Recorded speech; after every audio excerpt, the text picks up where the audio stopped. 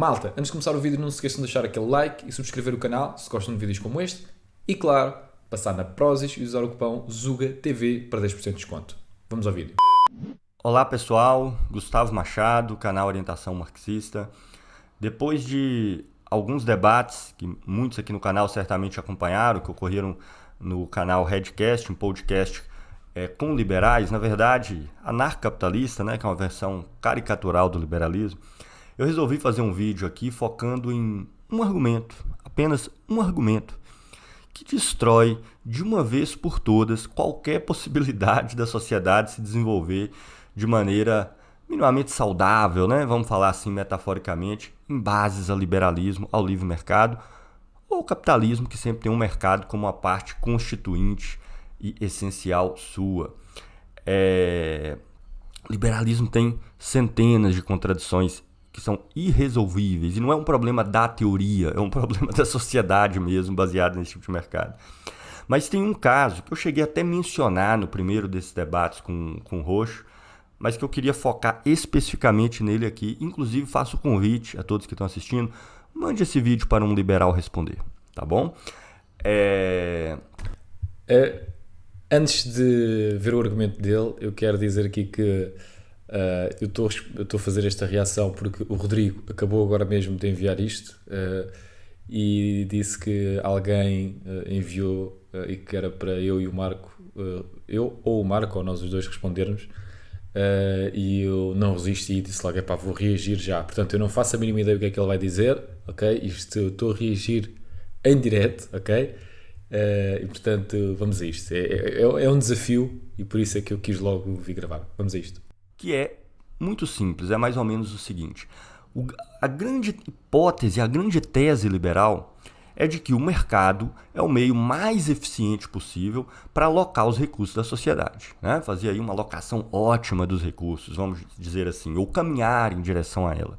Essa alocação dos recursos é vincular a produção ao consumo, né? Os compradores aos vendedores, de maneiras que todas as mercadorias que circulam na sociedade possam ser produzidas e precificadas da forma mais ideal possível por meio do mercado. Eu não vou me dedicar nesse vídeo a mostrar como o método, o meio como o mercado faz isso é o mais burro possível, né? Porque é por meio do método de tentativa e erro, já falei isso várias vezes, mas vou desenvolver isso aí em outros carnavais. Mas eu quero focar em uma contradição específica relacionada a isso. Eu até entendo o argumento com relação às mercadorias mais ordinárias, ok? A ideia é mais ou menos o seguinte, né? Na medida que você produz mercadorias e as oferta no mercado e tem um conjunto de demandantes, de pessoas dispostas a comprá-la, na medida que a produção é excessiva, por exemplo, muitas dessas mercadorias não vão encontrar compradores, tende a ocorrer uma queda do preço e vai se diminuir a produção e adequar então a produção da mercadoria ao consumo da mercadoria. O mercado faz isso mesmo, por tentativa e erro, né? Na medida que existe muita demanda por uma coisa, por um determinado produto, por uma determinada mercadoria, por um determinado serviço, e a oferta não é suficiente para atender aquela demanda, a tendência é o quê? É elevar o preço dessa mercadoria, o que vai incentivar muitas pessoas a produzir mais dela e adequar a produção e demanda. Isso vai se dar tanto com relação à quantidade de mercadoria necessária para atender uma dada demanda. Claro que uma mercadoria sempre é um dado preço, que está pressuposto nessa relação, como com relação aos preços em si, né? Então vai ter um monte de teoria liberal para justificar isso, né? A ideia dos preços de equilíbrio, aquele preço ideal para adequação entre oferta e demanda, de maneiras que os ofertantes consigam ganhar um excedente razoável e os demandantes consigam comprar na maior quantidade possível. Vai ter um monte de teoria ligada ao que se chama de equilíbrio geral, né?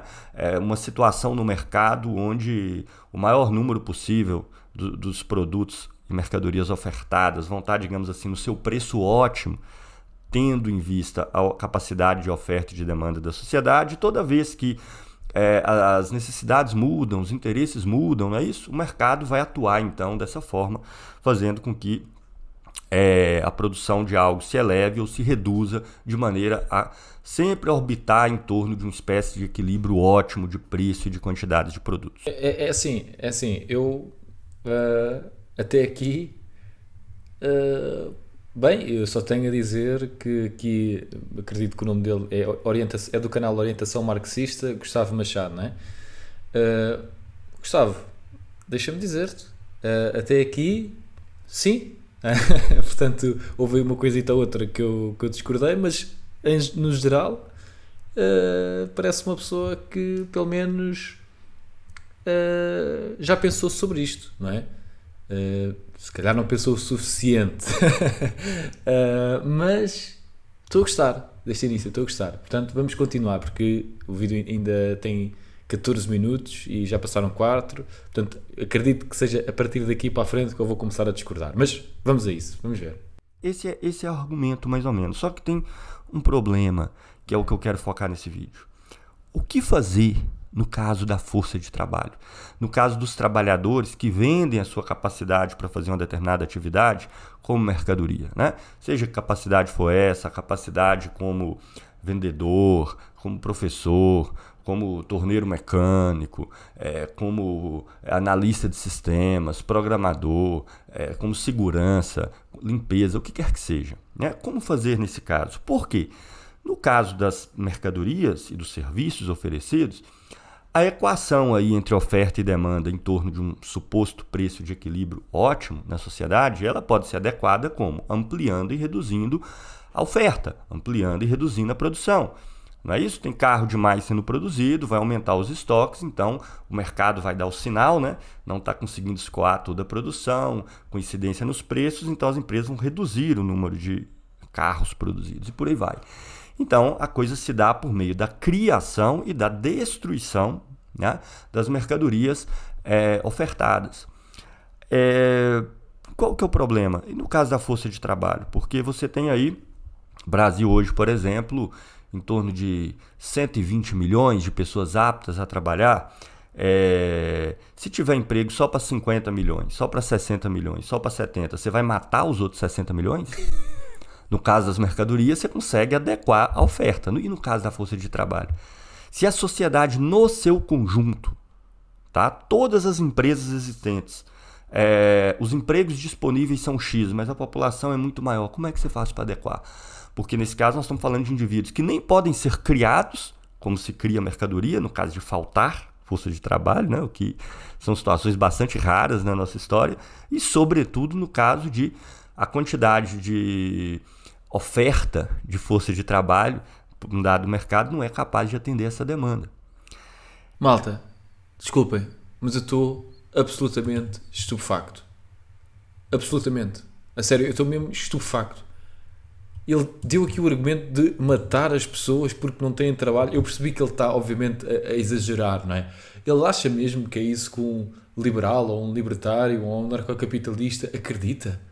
É óbvio que não, não é? É óbvio que não.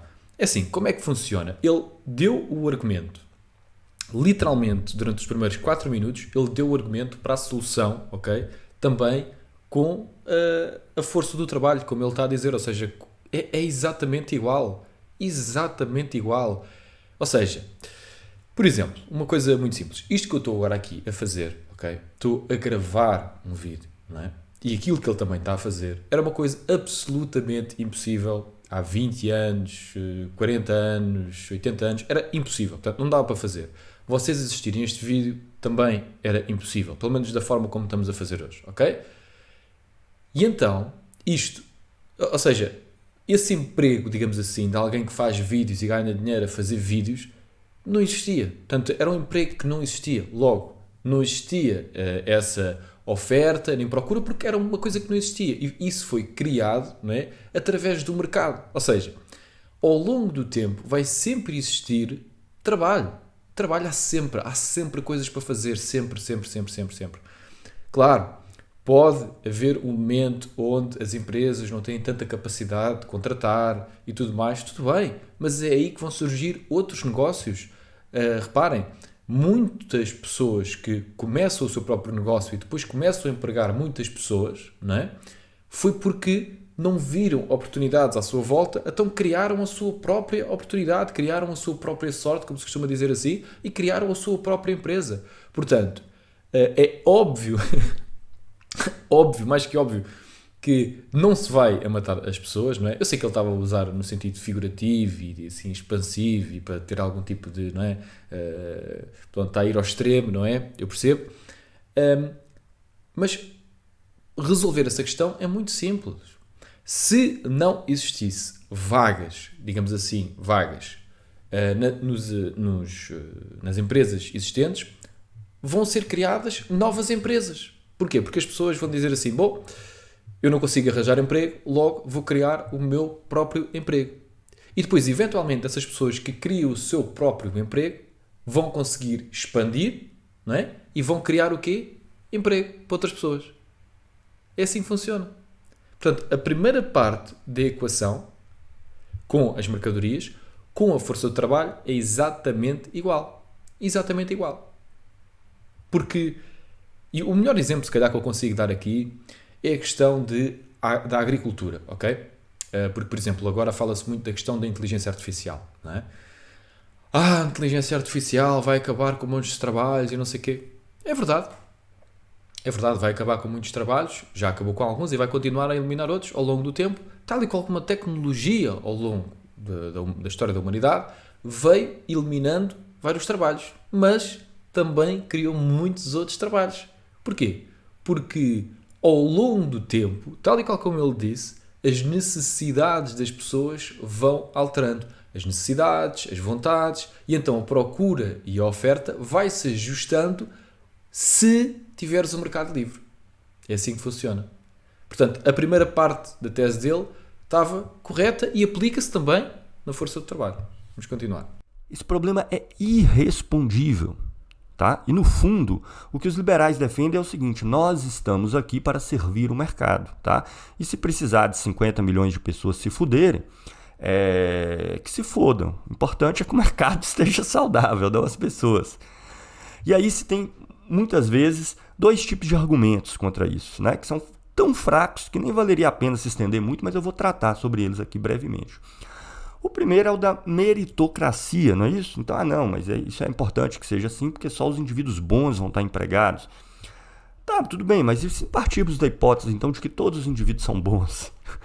Né? Que porra e caralho de sociedade é essa? Que o próprio mecanismo interno de funcionamento dela vai fazer com que 20, 30, 15, 50, 40% das pessoas tenham que se fuder necessariamente, porque o mercado no conjunto não é capaz de ofertar emprego para todos eles. Isso é uma tendência que só se amplia na economia capitalista baseada no mercado, né? Porque a tecnologia é usada contra nós, então ela vai sempre reduzindo em cada setor, em cada ramo de produção, o total de trabalhadores necessários para produzir a mesma coisa. Sim, exatamente. É o exemplo que eu estava a dar há pouco na agricultura. Há 100 anos atrás, 90% das pessoas, ou mais, eram agricultores. Hoje é uma porcentagem muito pequena. E o que é que isso fez? Fez com que todos nós fôssemos parar à miséria? Não, pelo contrário.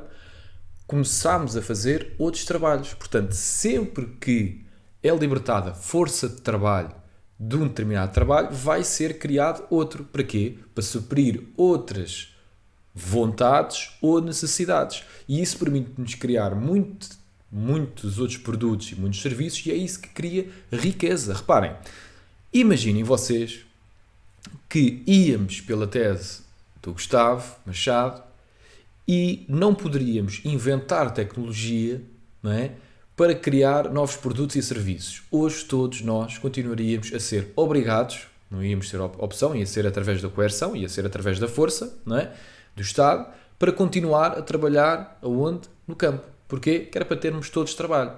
Isto é aquela tese, não é? De que para termos todos trabalho vamos ter de nivelar tudo por baixo. Ou seja, é a tese do,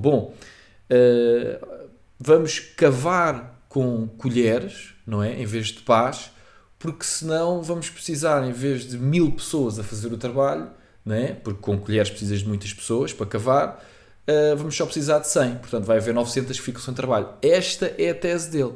Precisamos que as pessoas todas sejam menos produtivas para haver trabalho para toda a gente. Não. O que nós precisamos é de utilizar o máximo de tecnologia possível para criar o máximo de produtos e serviços possível. Não é para o mercado. Porque, aliás, é para o mercado. O mercado é o quê? São as pessoas. É para as pessoas terem uma melhor qualidade de vida. O Gustavo, se calhar, ainda não pensou sobre este ponto. Mas como é que ele está a usar a plataforma do YouTube? De uma forma gratuita.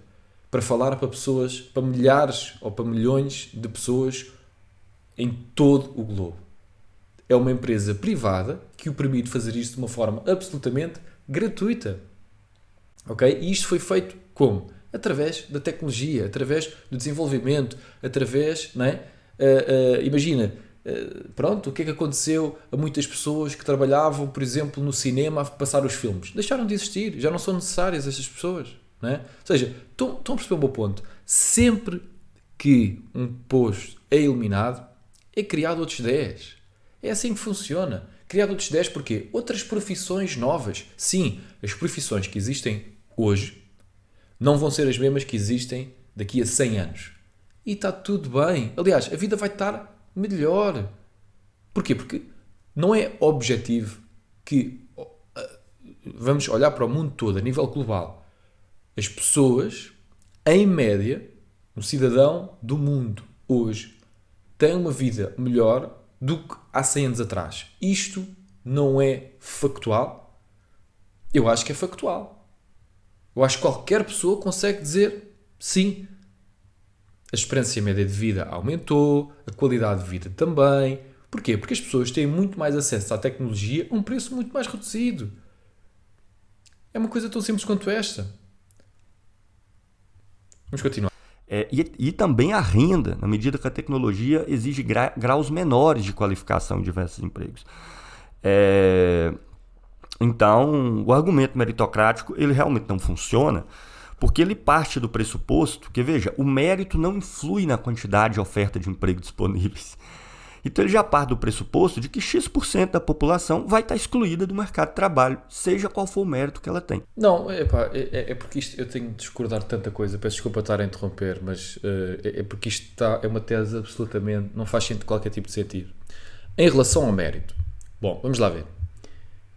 Claro que nós temos de privilegiar o mérito, a sociedade tem de privilegiar o mérito, mas não é só privilegiar o mérito, é ter a pessoa certa no local certo. Ou seja, a mesma pessoa em empresas diferentes pode ter um nível de produtividade e de qualidade de trabalho muito diferente. E isto não é nem culpa da empresa, nem culpa da pessoa, é só a pessoa estar no melhor sítio possível que existe. Ou seja, um exemplo simples. O Cristiano Ronaldo jogou, por exemplo, no Real Madrid, não é? Considerada uma das melhores, se não a melhor equipa do mundo. Será que o Cristiano Ronaldo, se jogasse numa equipa da terceira liga para sempre, porque não era privilegiado o mérito, será que ele conseguia chegar ao patamar onde chegou? A resposta é não. Porquê? Porque não ia ter colegas ao seu lado, não ia estar na equipa certa para conseguir ganhar aquilo que ele ganhou. Portanto, ele tem de estar no local certo para conseguir fazer os golos, para conseguir fazer aquilo. Ele tem de estar no local certo à hora certa. E como é que nós vamos descobrir isso? Como ele disse no início daqueles 4 minutos do vídeo. Tentativa, erro, tentativa, erro, tentativa, erro. É assim que funciona. É deixar o mercado trabalhar. Não é? Se não deixares o mercado... Então, eu pergunto aqui ao Gustavo, qual é que é a solução? Vamos ver se aqui no vídeo ele dá uma solução para estes problemas. Qual é que é a solução? Falar em outras questões. E o segundo aspecto é um argumento muito comum, né? O nosso amigo, por exemplo, Ludwig von Mises vai mencionar isso. Vai falar, não, o problema do desemprego é a interferência do Estado, tá?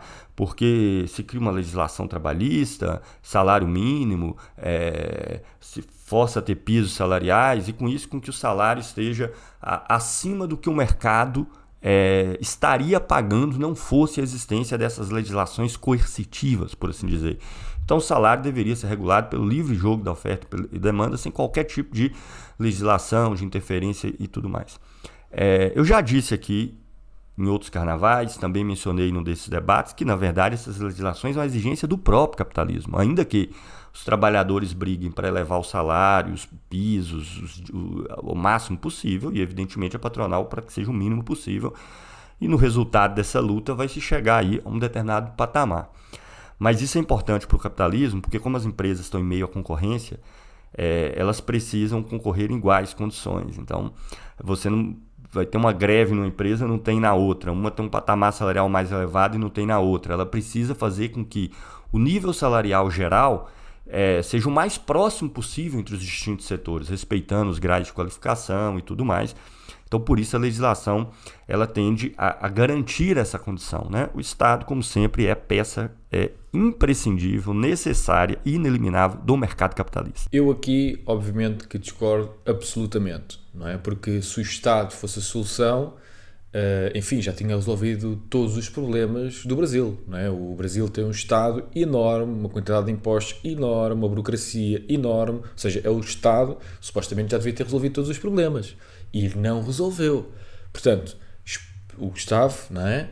Se quiser vir aqui ao Zoo a conversar connosco, explicar, ou seja, qual é que é a solução? É ainda mais burocracia? É ainda mais imposto? É ainda mais lei? É ainda mais legislação? É mais subsídio? É isso que o Brasil precisa? Se for isso que o Brasil precisa, não é? Reparem, o Brasil, não é, tem um Estado tão grande, tão burocrático, com uma carga fiscal tão elevada e não consegue providenciar coisas básicas como segurança aos seus cidadãos, não é? Portanto, agora eu pergunto ao Gustavo, se não consegue, com o nível de burocracia, legislação, etc., que já tem, vai conseguir como? Com mais ainda? Okay. O Estado que lhe corresponde. Mas o argumento dessa turma é isso. Então, como há uma intervenção estatal, há legislações coercitivas e tudo, a empresa é obrigada a pagar um salário mais elevado e, por isso, ela não pode contratar mais pessoas. Não pode contratar mais trabalhadores. Caso não houvesse essas imposições legais, dizem, a tendência seria, tendo salários mais baixos, que as empresas poderiam contratar mais pessoas. Agora, esse argumento ele é tão ruim, você está entendendo? Sabe por que esse argumento é absolutamente sustentável? Porque a quantidade de trabalhadores contratados por uma determinada empresa é um atributo que não depende do nível do salário. É um atributo técnico. Ou seja, você precisa de X pessoas para produzir X. Como todos os argumentos liberais, eles sempre consideram a relação entre duas variáveis e ignoram o resto. Tá? Essa é a chave para se pensar os sofismas, os absurdos de todas as teorias liberais. Elas sempre chegam às suas teses porque elas pegam dois aspectos, os conectam, nesse caso, o nível salarial e o nível de emprego, e não pensam no que está no meio. O que está no meio, nesse caso, é a empresa, para produzir um certo patamar de produção, ela precisa de X trabalhadores. Ela pode até variar um pouquinho para cima ou para baixo, aumentando a intensidade do trabalho e tudo, mas só até certo ponto. Então isso não faz nenhum sentido, porque se o nível salarial ele é tão alto que faz com que a empresa não tenha lucro, supostamente investindo nessa situação, então não vai ter trabalhador nenhum contratado. Porque esse nível salarial alto, se tem 1.000 trabalhadores, corresponde a um patamar menor de produção do que se tivesse 2.000 trabalhadores. Então esse salário. Mas o que ele não consegue perceber aqui, ele não consegue, ele não tem essa, eu acho que ele não está a conseguir perceber, o ponto dos liberais ou libertários é que o mercado é melhor a decidir isso do que uma agência estatal, percebes? O Estado não tem essa capacidade de perceber de quantos trabalhadores é que uma empresa precisa. Por vezes nem a empresa tem essa capacidade, por vezes nem a empresa consegue perceber bem, quanto mais o Estado consegue empregar todas as pessoas, não é? E decidir, bem, aquela empresa precisa de 200, aquela empresa precisa de 100, aquela precisa e definir salários e definir preços. Ou seja, não é assim que funciona. Ou seja, deixar, chama-se liberdade. Salários elevados vai gerar prejuízo. Tenha 1.000, 2.000, 5.000 ou 100.000 trabalhadores contratados. E da mesma forma, o salário baixo não faz com que a empresa tenha demanda por mais trabalhadores. O que faz com que ela tenha mais demanda por mais trabalhadores é se ela pode aumentar a sua produção. O problema é que para ela aumentar a produção tem que elevar a capacidade de consumo da sociedade no seu conjunto. E a principal capacidade de consumo é o salário da massa dos trabalhadores. Então, na medida que cada empresa, pensando só no seu umbigo, reduz os salários aos mínimos, de fato ela está fazendo o melhor para ela ter o maior lucro. Mas quando todas as empresas fazem isso, todas elas retrocedem, porque com essa renda que os produtos que elas fazem vão ser comprados. Mas ele acha mesmo que as empresas todas querem reduzir os salários? Eu sinceramente eu não conheço nenhuma empresa que queira reduzir salários. Isso não é verdade. A empresa vai pagar o salário que consegue pagar, digamos assim, para competir. Estão a fazer entender? Ou seja, o que é que eu estou a dizer?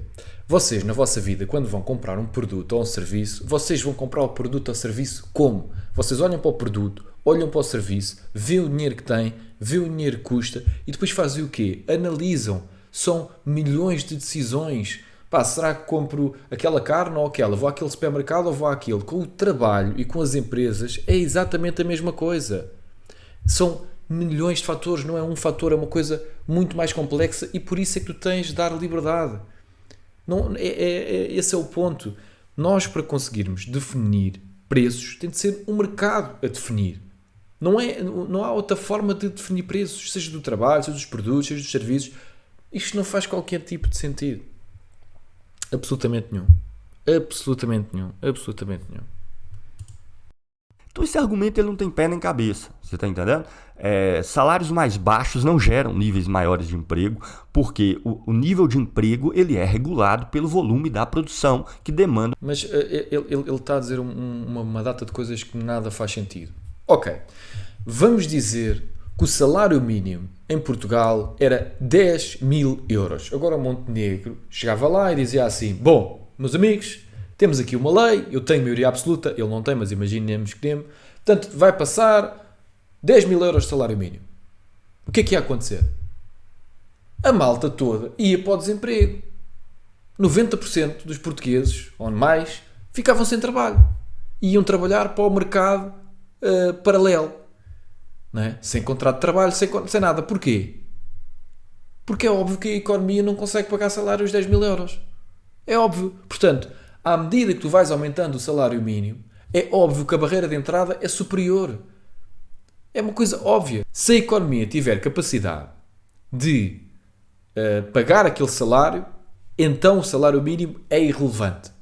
Por isso é que não faz sentido existir, não é? Porque imaginem, por exemplo, nos Estados Unidos existe um salário mínimo de 7,25 à hora. Ninguém recebe 7,25 à hora. Toda a gente recebe mais. Porque 7,25 à hora nos Estados Unidos é irrelevante. Portanto, é um salário mínimo que não faz qualquer tipo de sentido de existir. Era a mesma coisa do que existir aqui um salário mínimo em Portugal de 1 euro. Toda a gente vai receber acima de 1 euro à hora. Portanto, o meu ponto é, se é para existir salário mínimo, tem de ser, vai ser irrelevante se for baixo. Porquê? Porque as pessoas vão estar a receber acima. Como, por exemplo, acontece na Suíça, não é? Onde existe salário mínimo na Suíça em alguns cantões. A federal não existe, em alguns cantões existe, mas é irrelevante. Porquê? Porque as pessoas já iam receber aquele valor ou todas recebem mais. A esmagadora maioria das pessoas recebe mais. Portanto, é irrelevante. E se ficar demasiado elevado, o que é que vai acontecer? As pessoas vão perder o seu emprego. Vão ter de ser despedidas. É óbvio. Porquê? Porque eu só te pago a ti aquilo que tu, menos do que tu produzes. Não há nada a fazer. Eu vou-te contratar, certo? Eu vou-te contratar por 1.000 euros por mês. Tu tens de conseguir produzir mais do que 1.000 euros por mês. Porque senão eu não vou ter lucro.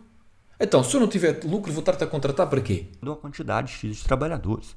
Né? A empresa não tem por que ela contratar 500 trabalhadores a mais se a necessidade de aumentar a produção dela, seja o que ela produz, pode ser mercadoria, serviço, o que for, também não se elevou. E para essa capacidade se elevar, a sociedade tem que consumir mais. Tá? Mas a sociedade não pode consumir algo que ainda não foi produzido. Ou seja, eu para poder oferecer um serviço ou um produto, eu já tenho que ter a capacidade de preencher esse serviço ou produto. Ou seja, eu tenho que ter a capacidade de vender esse produto ou serviço. E então, primeiro vem a produção, só depois vem o consumo e não o contrário. Ou seja, se eu não tiver a capacidade na minha empresa de ter produtos primeiro, que já tiveram de ser produzidos, não é? Alguém teve de os produzir, certo? Para depois alguém os consumir. Portanto, ou tu vais comprar uma coisa que ainda não foi produzida. Não é assim que funciona. Tu quando vais comprar algo que já está produzido. Portanto, sim, convém sempre que a empresa tenha um pouquinho mais de trabalhadores daquilo que supostamente precisa. Porque se quer crescer, tem de estar preparada para crescer. Para estar preparada para crescer, tem de ter essa capacidade para crescer. Não é? E precisa de pessoas, não é? Para vender aqueles produtos e serviços. Não é? Uma coisa tão simples quanto isto. Pode precisar mais ou menos de pessoas, mas ao longo do tempo, se quer escalar, tem de estar preparada para tal. Então, na minha opinião, essa é a contradição mais... Todas as contradições do liberalismo são irresolvíveis, mas essa, na minha opinião, ela é a mais flagrante, tá entendendo? E normalmente os liberais fogem dela igual o diabo foge da cruz, se é que o diabo foge de cruz, né? Pois que é exatamente o fato de que mercadorias ordinárias, serviços ordinários, você pode elevar a produção e reduzir a produção para adequar oferta e demanda. Trabalhadores não, a não ser que você queira matar os trabalhadores, né? E essas coisas surgem na história, podem acreditar. Né? Tem tanto trabalho disponível que não precisamos nem de ter serviço de saúde para todo mundo, que morra, né? Se não tiver condição de pagar, já que não vai faltar mão de obra nos diversos setores, né? Políticas de extermínio, veladas ou diretas em relação, se aproveitando inclusive de opressões raciais de vários tipos. Então, essa coisa de eliminar o grupo excedente de trabalhadores que não conseguem emprego existe na sociedade. Parece que ser essa a solução liberal para o problema, não é isso?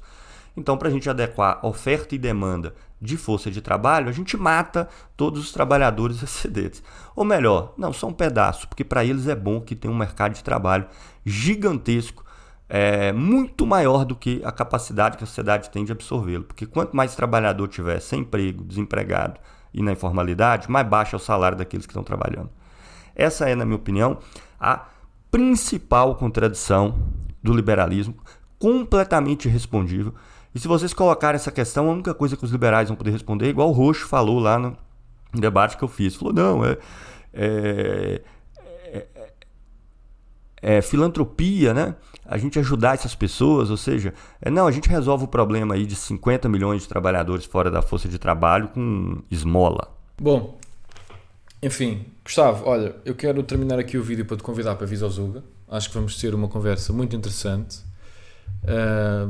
E nós gostamos sempre de falar com pessoas que discordamos. Acho que é quando aprendemos mais, é quando discordamos e tentamos chegar à base, não é? E portanto eu gostei do vídeo no sentido em que explicaste a tua visão do mundo, ok? Acho que aqui nesta parte, na tua visão de matar as pessoas, acho que foi um bocado ofensivo, mas eu percebo o ponto, estás a explanar o ponto e não tem problema nenhum. Eu só acho é que tu olhares para os liberais, aos libertários e achares que querem matar. Eu, por exemplo, eu não acho que tu queres matar as pessoas porque és marxista. Não é isso. Eu acredito que estás errado. Eu acredito que a tua visão do mundo está errada e acho que já está mais do que provado que a tua visão do mundo está errada, mas eu respeito enquanto ser humano e não acho que queres matar pessoas por malvadez, não é? Contudo, devo realçar aqui que tu, por exemplo, discordares do ponto que as pessoas vão ajudar pessoas pelo bem do seu coração, acho que diz mais sobre a visão marxista do que a visão capitalista. Repara, eu enquanto capitalista, eu enquanto libertário, eu acredito que as pessoas querem ajudar outras pessoas, eu acredito no bem da humanidade, eu acredito na humanitude. E tu não, tu achas que as pessoas vão ser todas más e que o mal vai vencer. Eu acredito que o bem vai vencer e portanto sim, eu já vi pessoas em necessidade e já vi pessoas que também com necessidade ajudavam outras pessoas com necessidade. E porque é que existe aquelas frases como existe sempre um prato para mais um, a gente consegue, devemos ajudar o próximo. Porque é que estas coisas existem? Existem porque as pessoas, existe bem na humanidade. Também existe muito mal, mas existe muito bom também. E portanto, esse é um ponto mais de moralidade, digamos assim, de como é que nós vemos a humanidade, não é? Portanto, isto, do ponto de vista político, eu acho que não faz qualquer tipo de sentido, ou seja, do ponto de vista político, a ideia dele é que o Estado é a solução e, do meu ponto de vista, o Estado é o problema. Portanto, eu acho que é factual, eu acho que é só olhar para o mundo. Por exemplo, se o Estado é a solução, porque é que Cuba, porque é que os cubanos, não é, fogem de Cuba? Porque é que fogem de Havana para Miami, mas não de Miami para Havana? É porque aquilo que ele acabou de dizer, não é? Existe muito mais liberdade económica, existe muito mais capitalismo em Miami do que em Havana. Então porquê é que os americanos não fogem para Cuba, mas os cubanos fogem para a América? Ou seja, é uma coisa interessante, não é? Só este ponto devia deixar-vos a pensar um bocado. Porquê é que montes de brasileiros, não é, têm de sair do seu país para ir à procura de uma vida melhor, não é? É porquê? Porque existe pouca regulação no Brasil, é isso? É porque não faz qualquer tipo de sentido. Não faz, o sentido que faz é zero. Contudo, Gustavo, estás convidado aqui para o Zuga, para nós concordarmos em discordarmos, de uma forma absolutamente respeitosa. Malta, espero que tenham gostado, fiquem bem e até à próxima.